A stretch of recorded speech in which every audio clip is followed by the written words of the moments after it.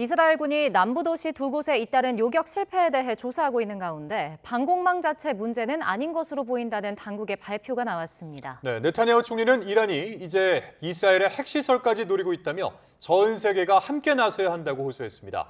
중동 현재 나가 있는 특파원 연결해 보겠습니다. 권준기 기자, 이스라엘 남부 도시 이 두 곳의 방공망이 속수무책으로 뚫렸는데 관련해서 이스라엘군의 발표가 있었죠? 그렇습니다. 이스라엘 남부 도시 디모나와 아라드에 이란 공습이 쏟아진 건 지난 주말 밤이었습니다. 이번 공습은 이스라엘군 요격이 잇따라 실패하면서 200명 가까운 부상자가 나오는 등 피해가 속출했는데요. 특히 디모나는 이스라엘 핵 개발의 중심 도시이고 바로 인근에 핵시설이 있어 충격이 더욱 컸습니다. 이스라엘군 대변인은 두 도시의 요격 실패를 인정했지만 공군 조사 결과 두 사건은 서로 연관이 없는 것으로 파악됐다고 발표했습니다. 각각 다른 원인으로 요격에 실패했고 방공망 시스템 자체는 문제가 없다는 점을 강조한 겁니다.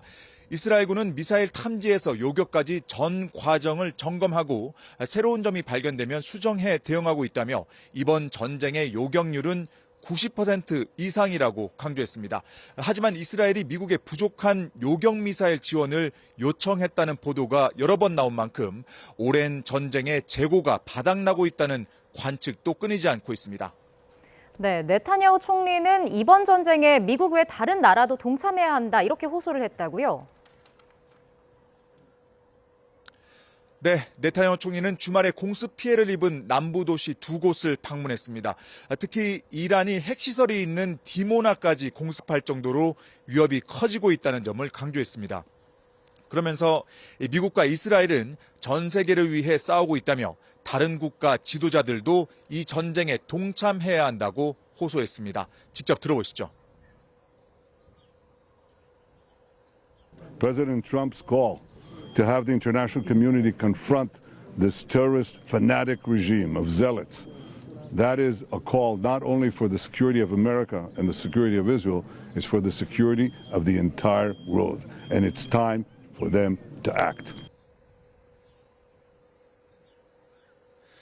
이런 가운데 이스라엘군은 이번 전쟁의 장기전을 시사했습니다.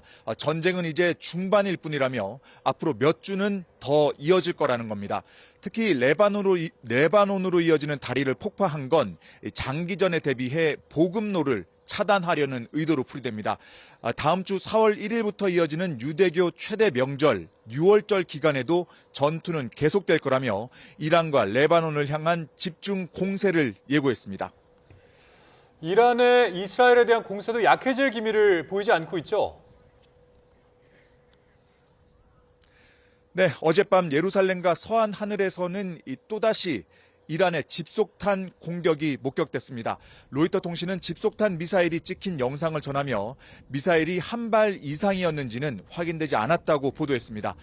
탄두 하나에 자탄 수십 개가 들어가 피해 범위가 넓고 요격이 어려운 집속탄은 이스라엘 방공망의 과부하를 일으키는 주요 원인으로 지목되고 있습니다. 이란의 미사일길에 놓인 이곳 요르단에서도 오늘 수차례 공습 경보가 울려 이란의 미사일 공격이 이어지고 있다는 걸 알 수 있습니다. 트럼프 대통령의 최후 통첩까지 이제 14시간가량 남은 가운데 양측의 교전은 진정될 기미를 보이지 않고 있습니다. 지금까지 요르단 암만에서 YTN 권중규입니다.